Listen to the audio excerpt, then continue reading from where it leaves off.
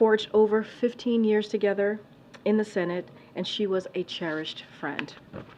And finally, before I do turn it over to our guests, I wanted to make one more thing very clear, which we have been doing as an administration from here for the past couple of days. Now, as you all know, extreme House Republicans are solely to blame for marching us toward a shutdown. That is what we're seeing right now.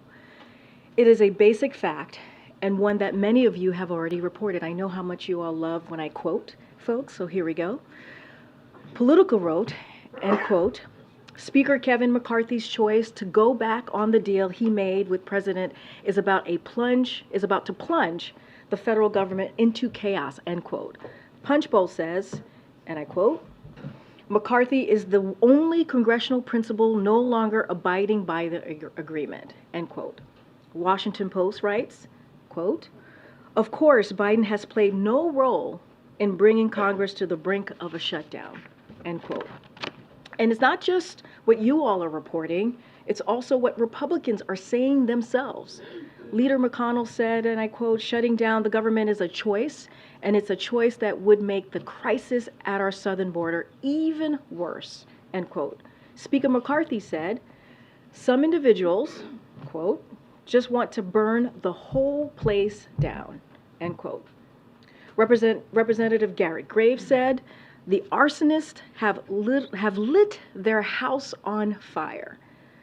Representative Matt Gaetz said, we will have a government shutdown, and we cannot blame Joe Biden. We cannot blame House Democrats. Representatives George Santos and blame House Democrats. Representatives George Santos and Ralph Norman admitted and saying, shut it down. Those are their words. But no one can explain what House Republicans are shutting down the government over. It's a serious question, and they don't have a good answer for it.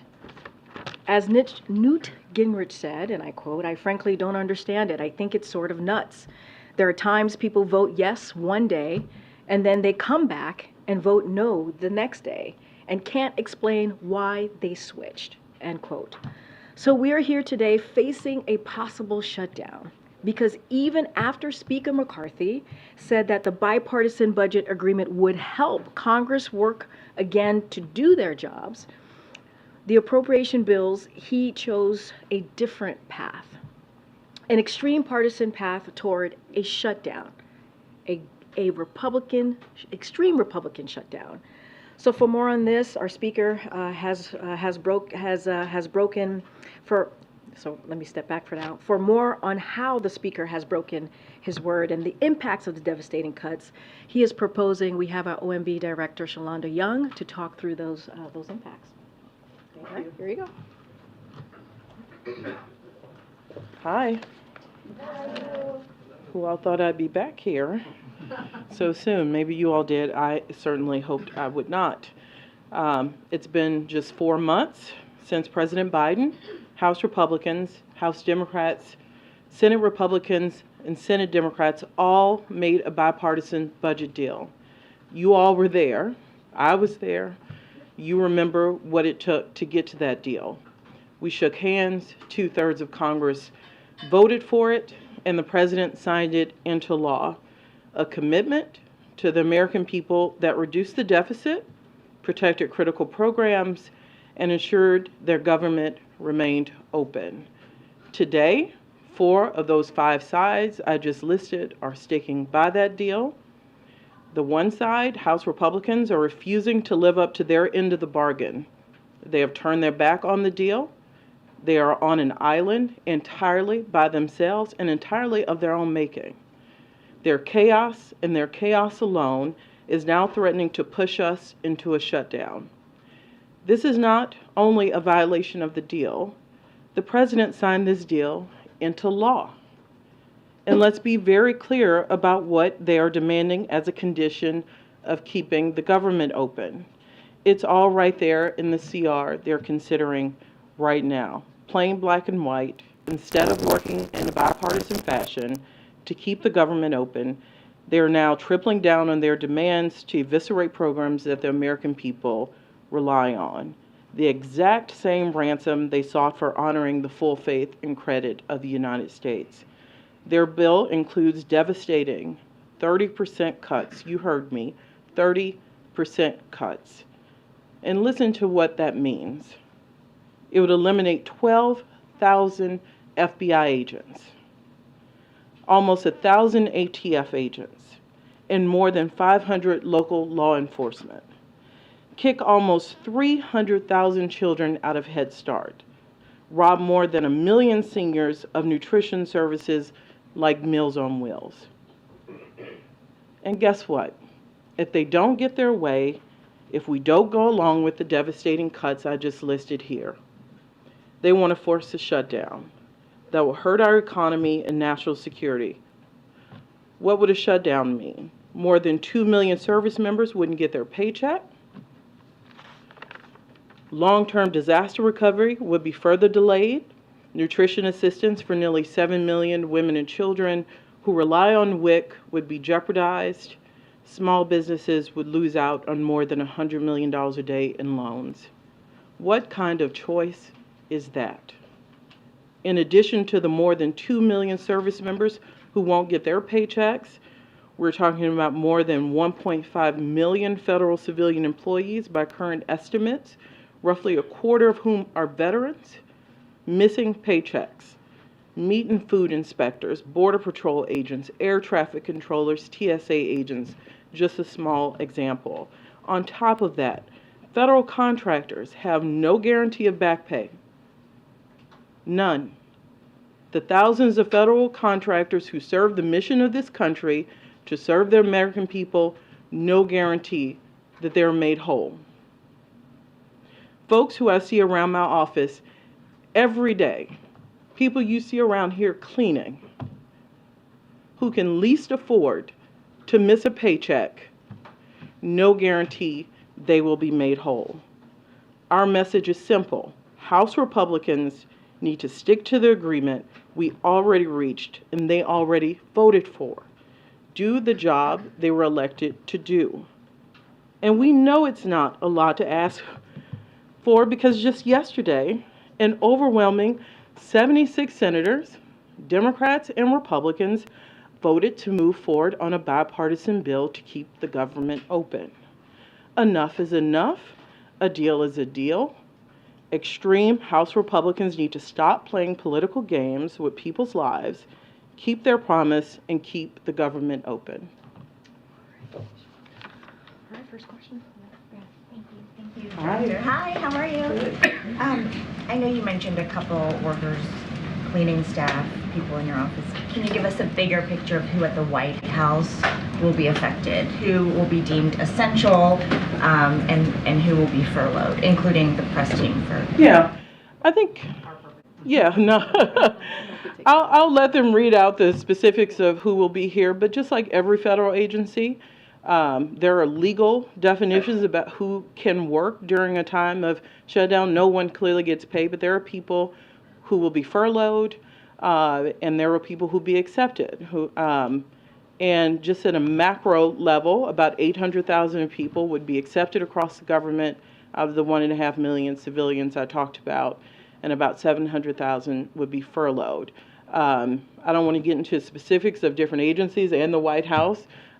We can read out, I'm sure you talk to the various offices later. But that is a large amount of people who will be furloughed across the government. The White House and OMB will feel the same as the rest of agencies. We will do the best we can to continue to service the American people.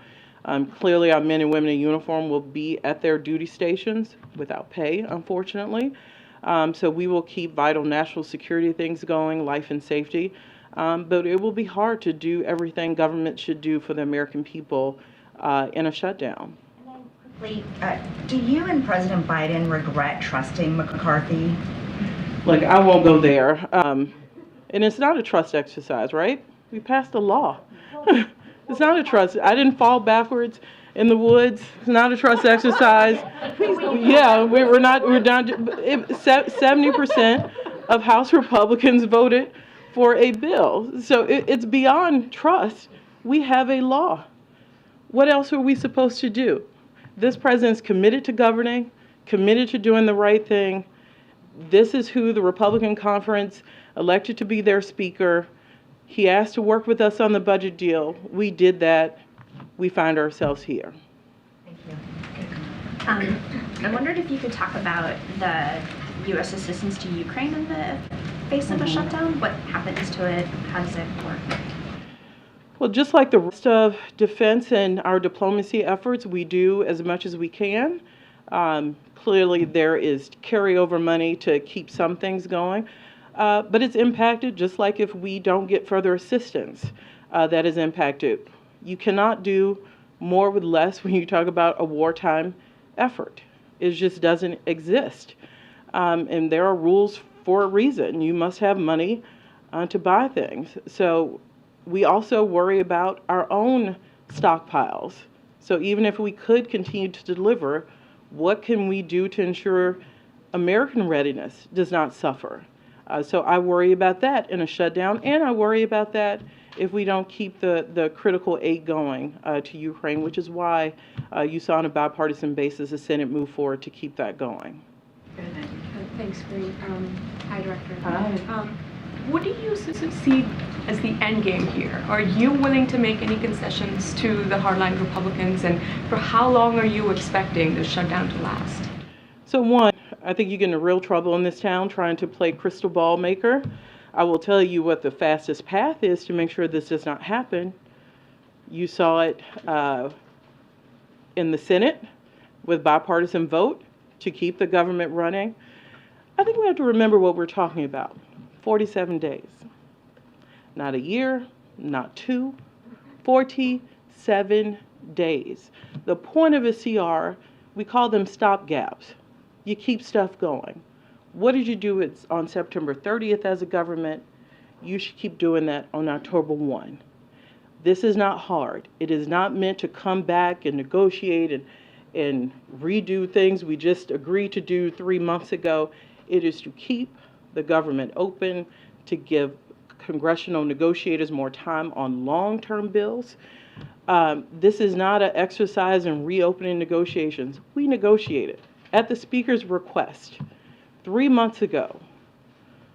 My life is still recovering from it. I remember it very vividly. There are no negotiations left to have on a 47-day bill.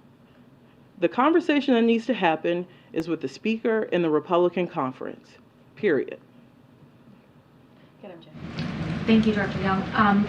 Given that FEMA is already only prioritizing urgent and life and death operations, in the event of a shutdown, how long can even just those operations be sustained? Look, it depends on, we're still in hurricane season. People think that it ends in August, September, so my answers will be assuming no more major disasters happen. Everything's off the table if something really truly catastrophic happens. But on due course, we think we can continue to do life and safety from FEMA. But you're right, FEMA is holding over 2,000 projects in abeyance because of their current fiscal situation. When did we tell Congress about this? In mid-August. It's now late September. We told them we could not pay our disaster relief bills in mid-August. It's now late September, and they are now marching us towards a shutdown where those 2,000 projects just get longer and longer and longer. So if you are my home state of Louisiana, if you are Puerto Rico, if you are Texas, anyone who has had a major declaration in the past who are doing long-term recovery, we have to continue to hold to pay for those projects that are needed to continue to rebuild. The life and death operations, though, they can continue. They can continue, but I want you to know that statement applies if there are no more large events. You know, we will have a different answer if there is a catastrophic event that pushes FEMA past the point of having enough money to do life and safety. Right now, if there are no catastrophic events, we can continue to do life and safety.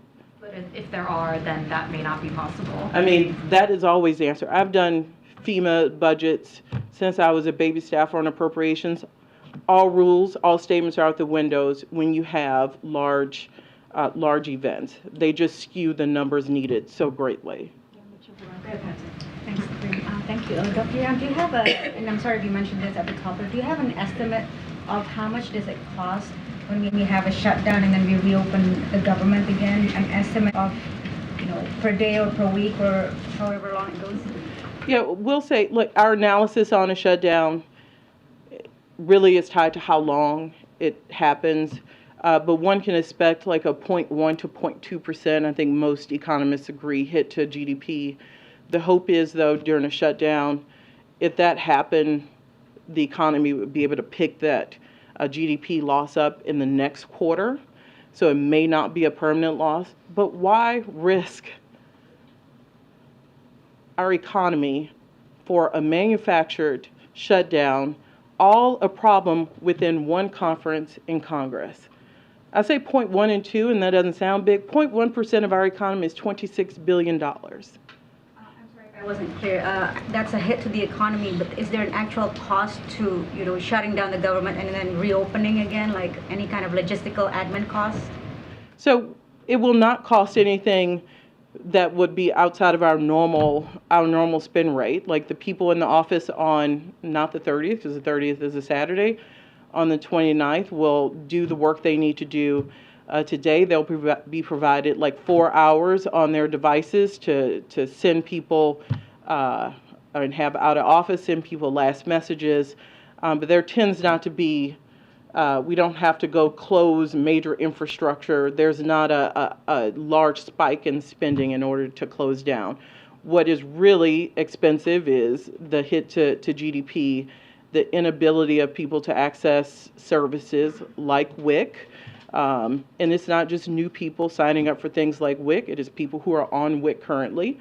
They cannot get access to the meals they would normally get. That is the real impact to the American people. Fundamentally, we've been here. Oh, I'm sorry. She was looking at me, so I got excited. Sorry.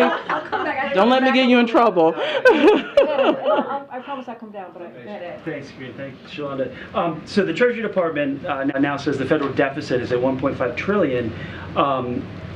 That's more than the CBO projected. The president's pushed the bipartisan infrastructure bill. He's pushed the Inflation Reduction Act, the American Rescue Plan. He signed into spending $5.8 trillion over the past 2 years. Spending is at the heart of this impasse. So does the president bear any responsibility for a shutdown? Absolutely not.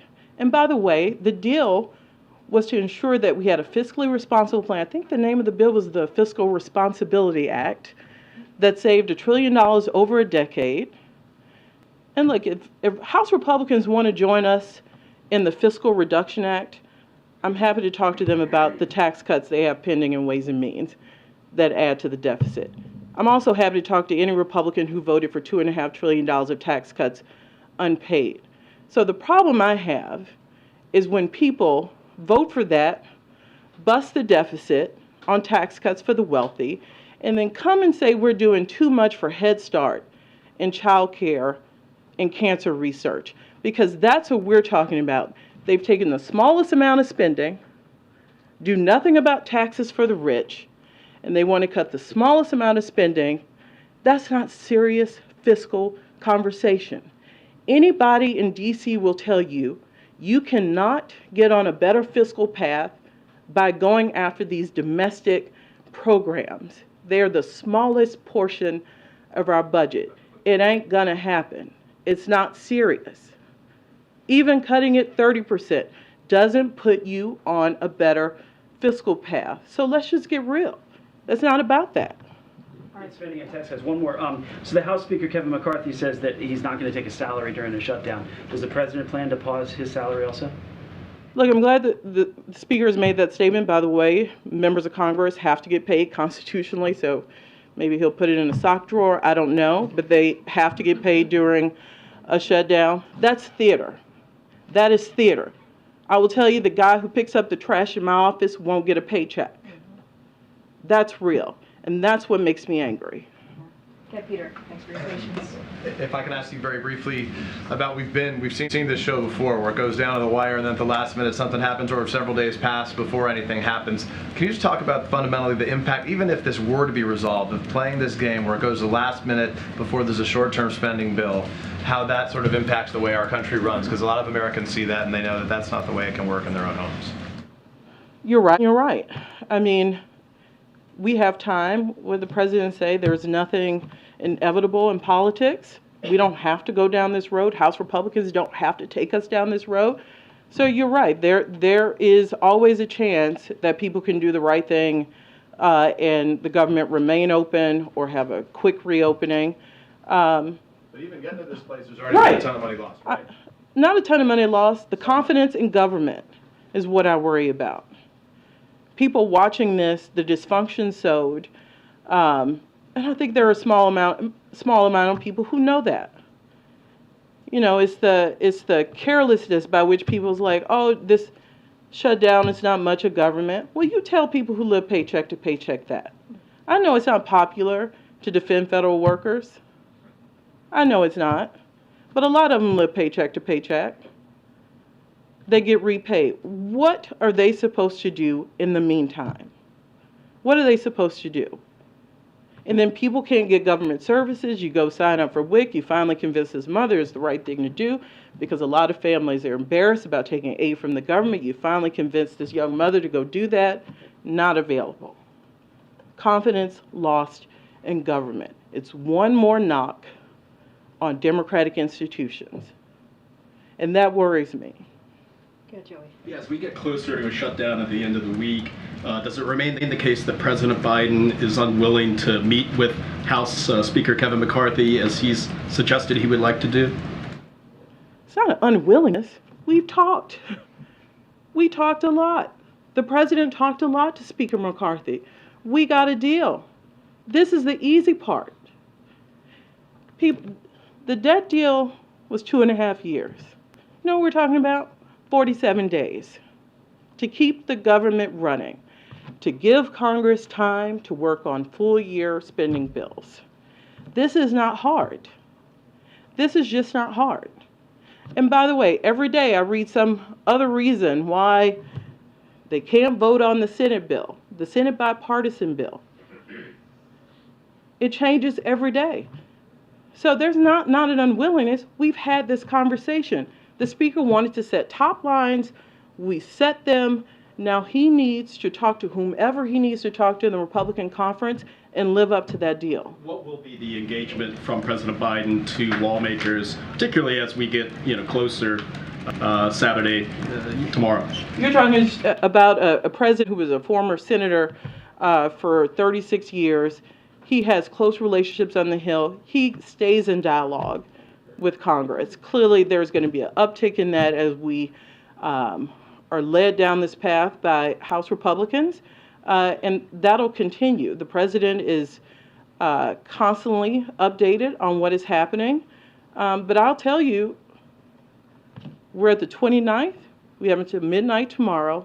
What needs to happen is the one corner out of 5 who is having problems with their votes and their strategies need to find a path to meet the other four corners at the deal we all signed up for in early summer.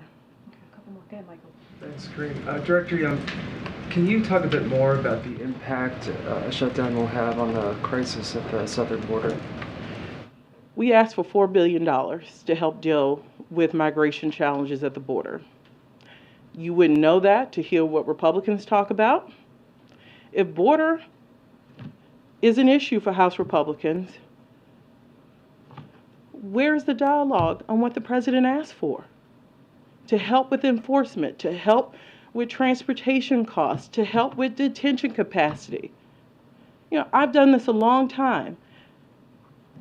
This is just a new interesting time in our political atmosphere where we can't get Republicans to really engage us on more money to help control migration issues at the border. Almost no dialogue, no interest in taking on the president's request, no interest in dealing with the fentanyl issues that we asked for more money to deal with, to put more equipment, to find fentanyl coming through. So there's serious and there's not serious. This president asked for money to help deal with issues that hurt people. Disaster, Ukraine, and border. We appreciate the Senate meeting us to make sure Ukraine aid continues, disaster aid continues. But let's not forget, this president asked for money to deal with the situation at the border, and you're absolutely right, during a shutdown, not only do we not get the $4 billion we asked for to help, we're asking CBP agents, ICE agents, to go without pay. How is that helping? Thank you, Director. I've been speaking to many mothers who rely on WIC for food for their babies, and they don't follow the ins and outs of politics and whether a shutdown would be the fault of Congress, the White House, the President. They just can't believe that this country's leaders would allow babies to go hungry. So what would you say to them? I go back to my answer earlier. You know, I worry about people's engagement and thought about their government.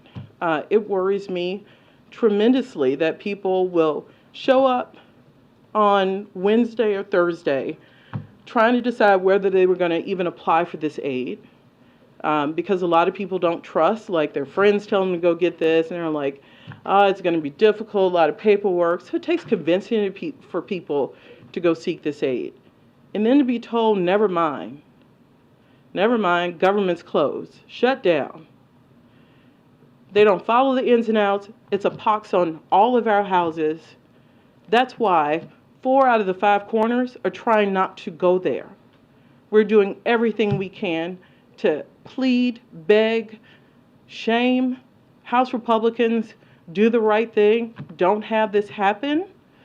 The cavalierness is what gets me.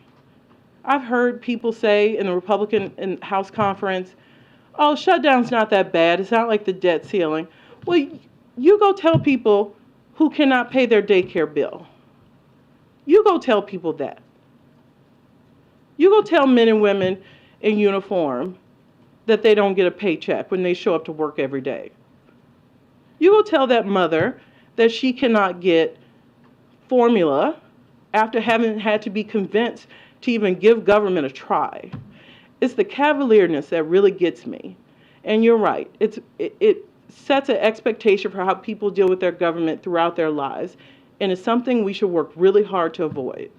And to follow on that, could you clarify the total number of workers that would go without pay next week, and how many of them would still be required to show up to work? So in civilians, 1.5 million, about 800,000 of them would be accepted and have to show up to the office. As you know, depending on how long shutdowns go, people can be called back into work if their job and their duties start to fall into one of the categories that's accepted. So there would be changes in those numbers if a shutdown would continue. And what about the breakdown for the military's 1.3 million active duty troops and the reservists plus DoD personnel? Right, it's a little over $2 million, 2 million people who serve, who are all expected to show up to their duty stations.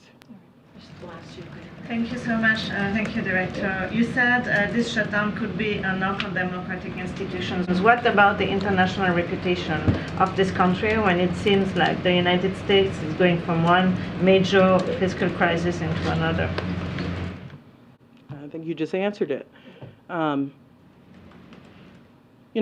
This country, we owe services to the American people.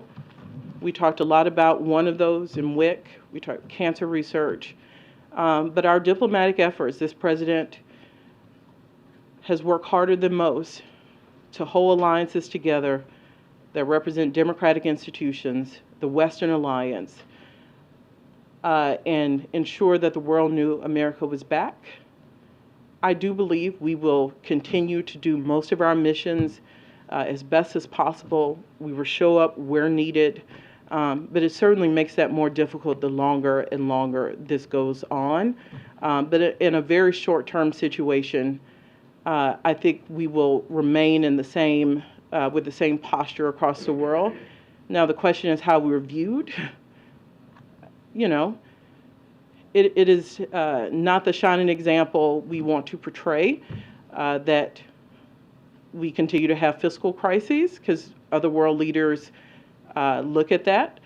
But I'm still hoping, I'm still remaining an optimist that we have a day and a half to work out in one corner what is needed to take the deal that is laid before them by the United States Senate. So there's still a chance. Thank you, Director. Given that we've seen in prior shutdowns that some of these workers that have to go to work without pay, including in the travel industry, FAA and others, that they might report or call in sick in greater numbers, do you have any guidance around that or any estimates as to how that might affect the shutdown period? Look, we don't shut down often. I know it may feel like it because we talk about it even if it doesn't happen. You sure?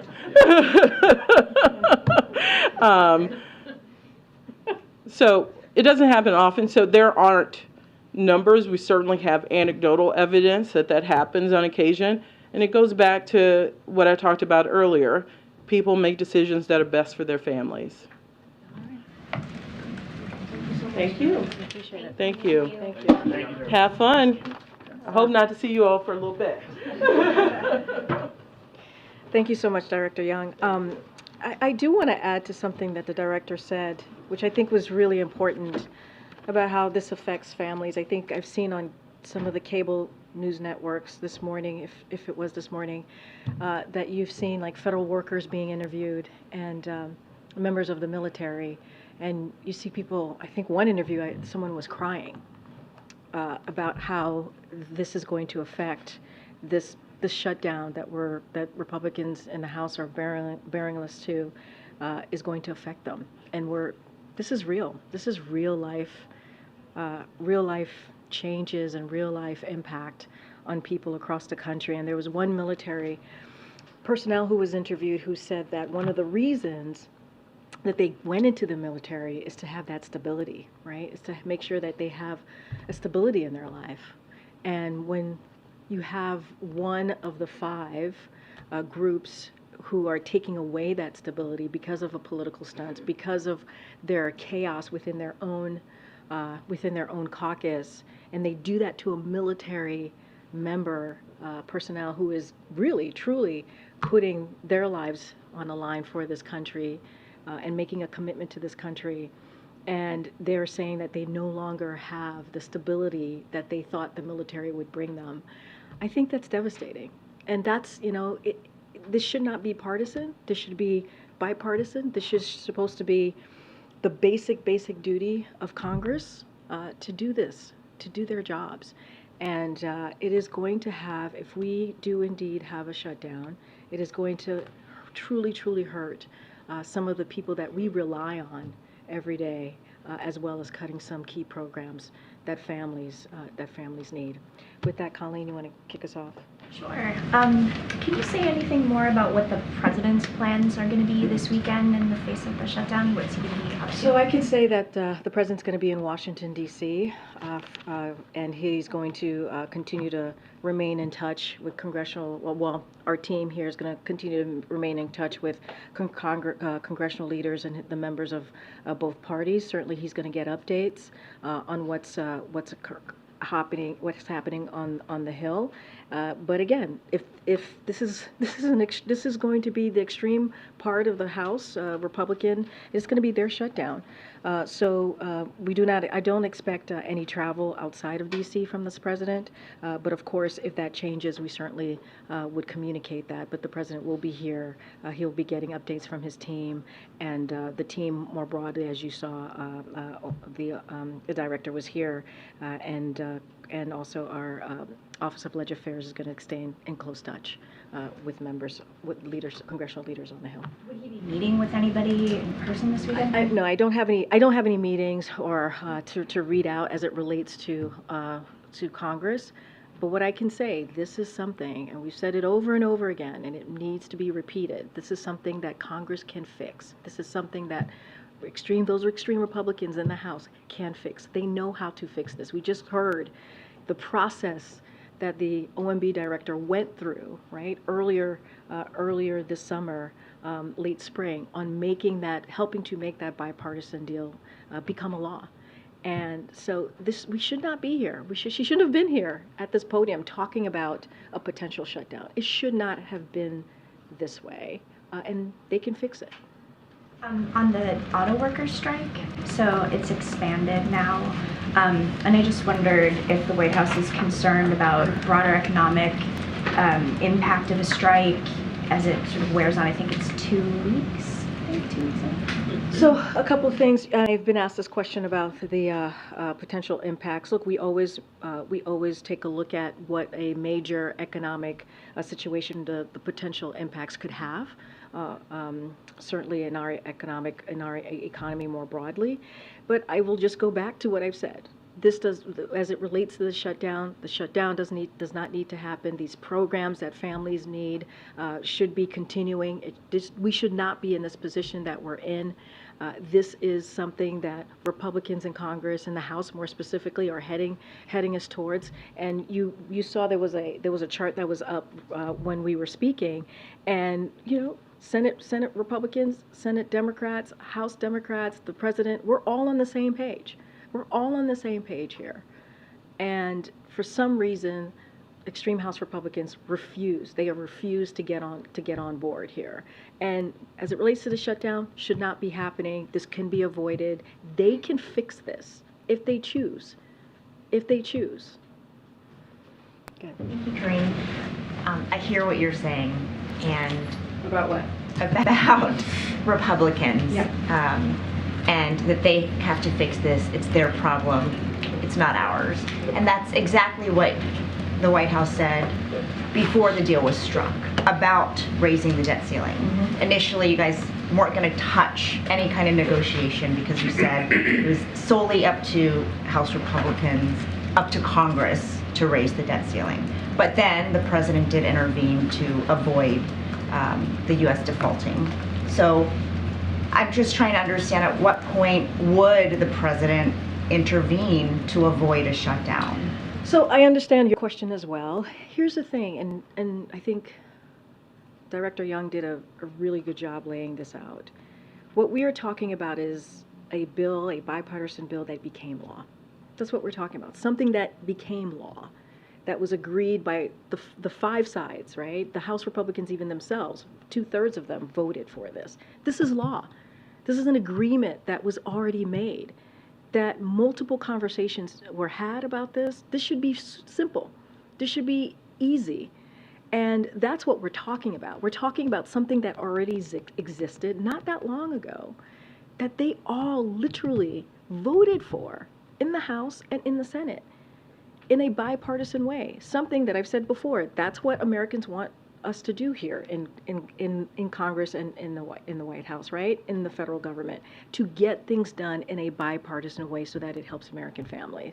And what they're doing, they can fix it. There's no conversation that needs to be had because they literally can fix this. It is their chaos. They can fix this. And what they're putting at risk is our economy, our national security, as we just talked about, the military personnel. It's we have been able, the president in the last 2 years have been able to get our economy back on track, right? We've talked about the 13.5 million jobs. We've talked about unemployment being under 4%. And what they're doing is incredibly irresponsible and it is reckless. So that's the difference. When you're asking me, you don't quite understand or trying to figure out what we're talking about, we already made the deal. That's why we keep saying a deal is a deal. And it's not just, it's majority of Congress that agrees with us, right? When you think about what the Senate actually moved forward and kept their deal. When you think about 77 senators who are moving forward, who voted to move forward with their CR, they are keeping the deal. We're talking about a small fraction of Congress, and that's reckless. That's irresponsible. And that's why we're saying it is not it's not on us to fix. It's not on this president to fix. It is on Congress to fix. And it's not just us. I started a briefing listing out quotes from Republicans in Congress themselves. All right, I'm gonna keep on. Go ahead.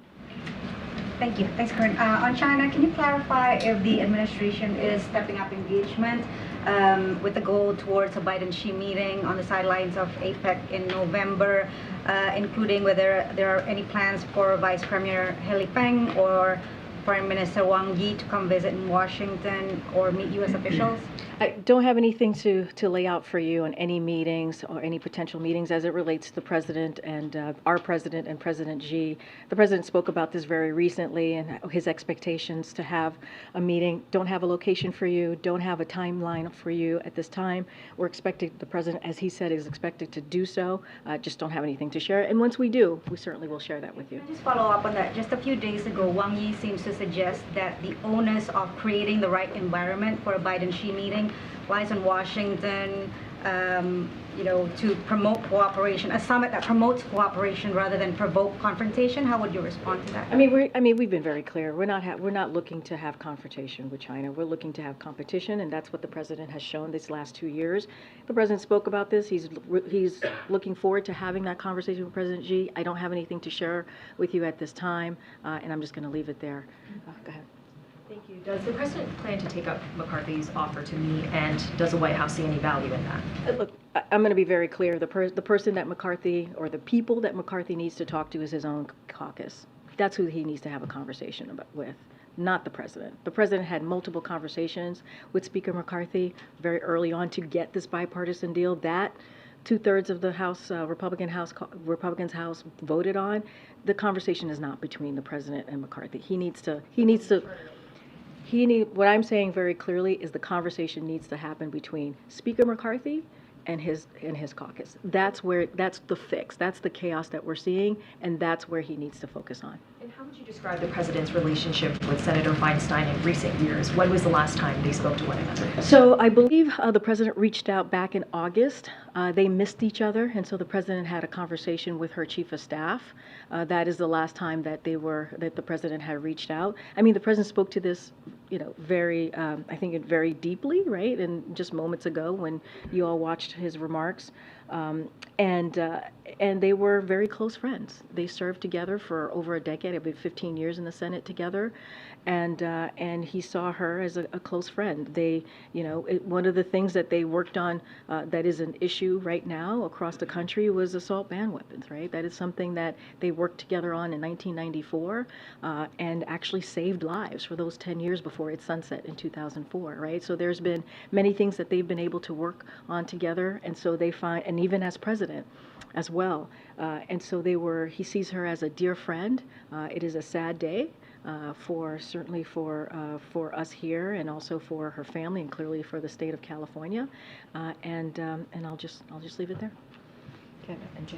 We just heard Director Young saying this is not hard, but Speaker McCarthy clearly is finding this difficult. Can you give us any sense of how President Biden sees the situation that Speaker McCarthy is in? Does he think that the Speaker is in a tough spot? Have you gotten the sense that, there's any sense of sort of sympathy towards Speaker McCarthy, or is it all pure exasperation? Look, I'm not going to go into the president's feeling about the Speaker or his situation currently as Speaker of the House.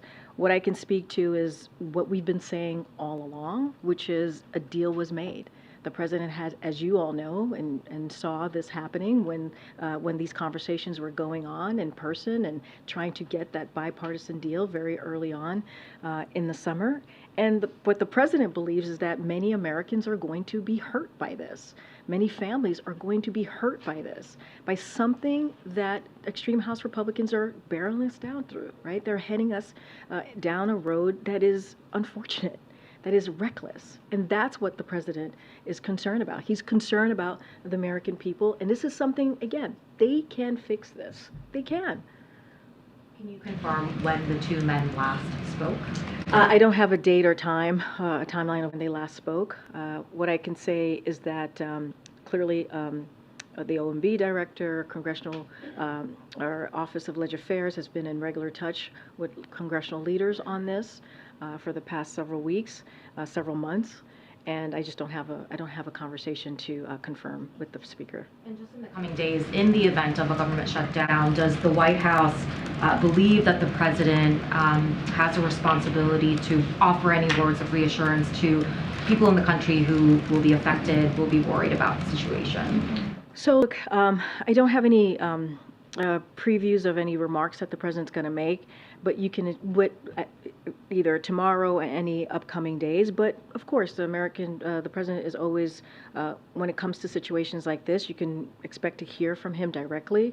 In the days ahead, I just don't have a date to speak to at this time. And the president, here's the thing, the president's not going to stop working. He's going to continue to work. And he's not going to stop delivering for the American people.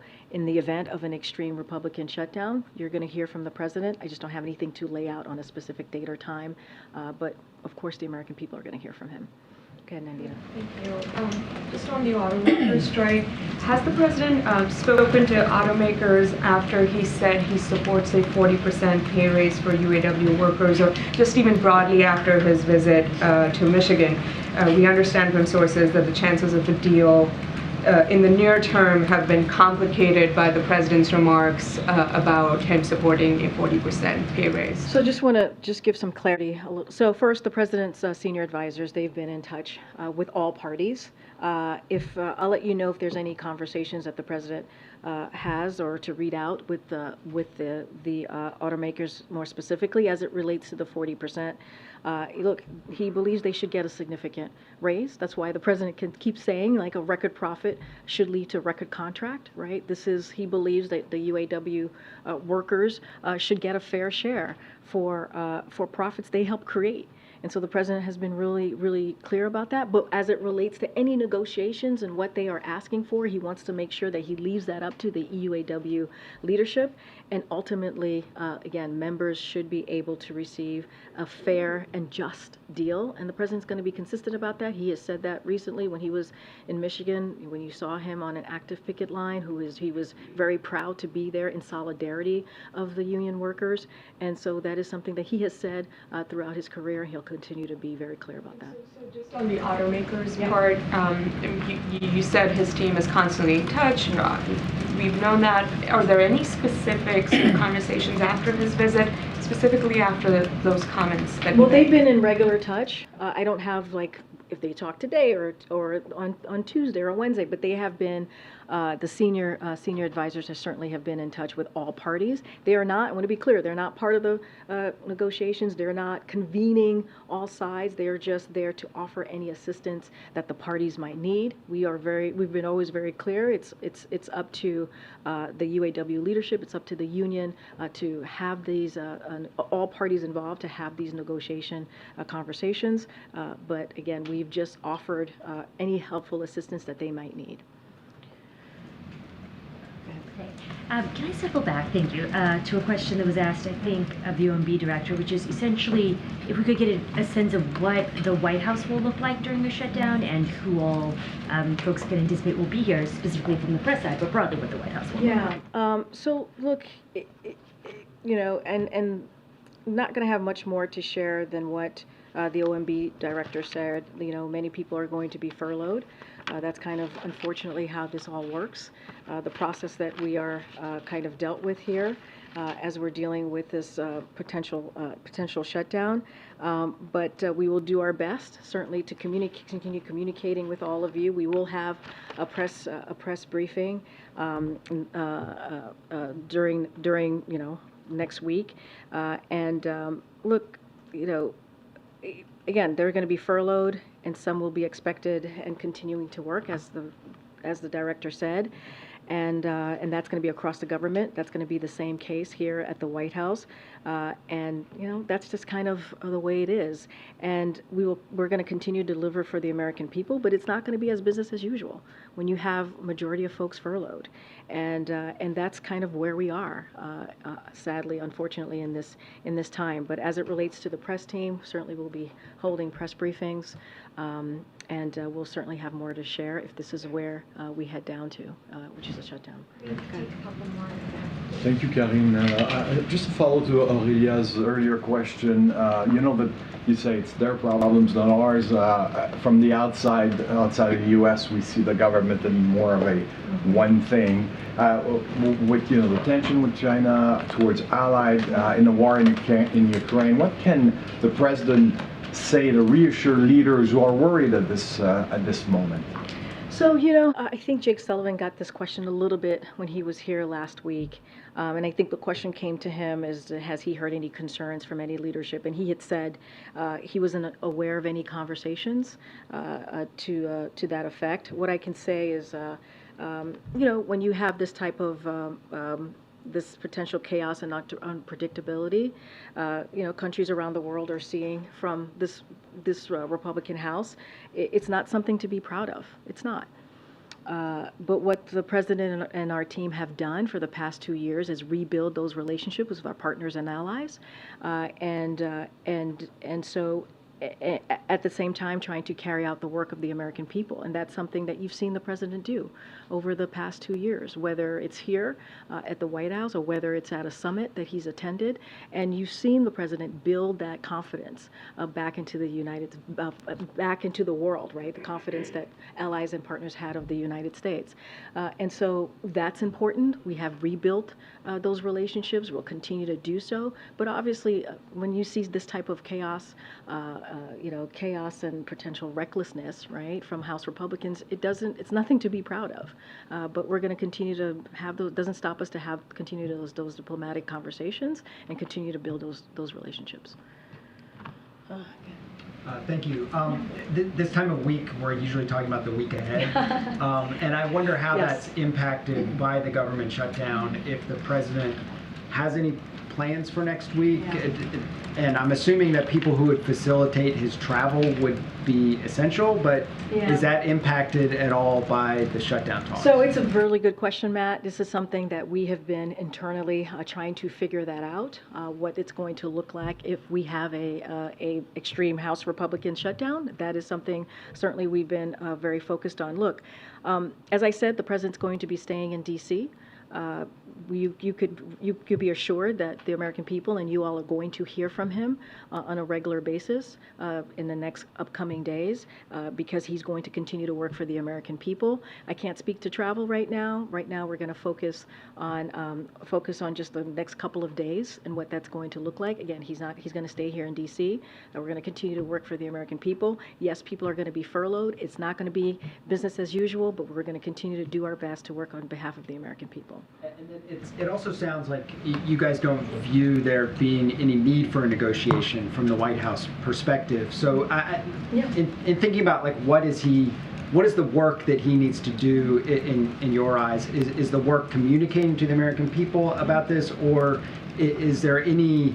I mean, is he going to be in touch with anybody on the Hill? I'm just trying to think through the weekend. It's all good questions. Look, the president is going to say privately what he's been saying publicly, right? And he has spoken to this almost every day this week about the shutdown, about what Republicans in the House are doing. He's been very clear about this, right? He's talked about the economic impact. When he was doing the meeting with HBCU board of advisors, his board of advisors, he talked about the impact on the Black community specifically. He's talked about impacts just broadly with American families and Americans. So he has been very clear about this, and we are going to continue to be clear about this. And the reason why, just to go back to what I stated earlier to Weija, the reason why we're not negotiating is because we already did that.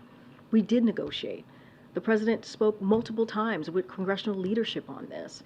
And there was a bipartisan piece of legislation that was agreed upon, that was passed, that was made into law. And so this is something that Congress, and this sits with, really, when we say House Republicans, it really sits with them. Because we saw what the Senate was able to do in a bipartisan way, which is keep their promise, move forward with the deal that we've made.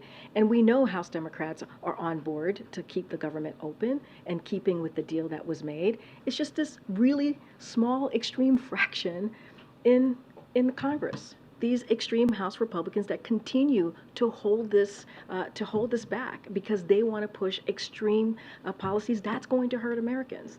And so that's why we say that, because that is the fact, that is what's happening and being played out on the other side of Pennsylvania Avenue. And so look, the president's going to continue doing the job. American people are going to hear from him over the next couple of days, and yes, he'll be in D.C.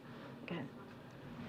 Anticipating if there is a shutdown, the president has never come to the briefing room, and if it would facilitate and make it easier with staff furloughs for him to speak to us from here, we always invite the president to come to the briefing room. We appreciate the invite. The issue of debt ceiling played out in a similar way, where the position was it's their job to do it, and then when a critical hour came, the president engaged. If it goes to a shutdown, would he then view it as, okay, there's a new chapter to this in terms of resolving it, getting out of it, and would he feel like he needs to engage more at that point? Would that be a different mindset? Weijia asked me a similar question as you did, and we're going to be very clear about this, and don't want to get into hypotheticals from here, because we believe that this can be fixed. We believe that House Republicans can fix this. It is their job to fix this.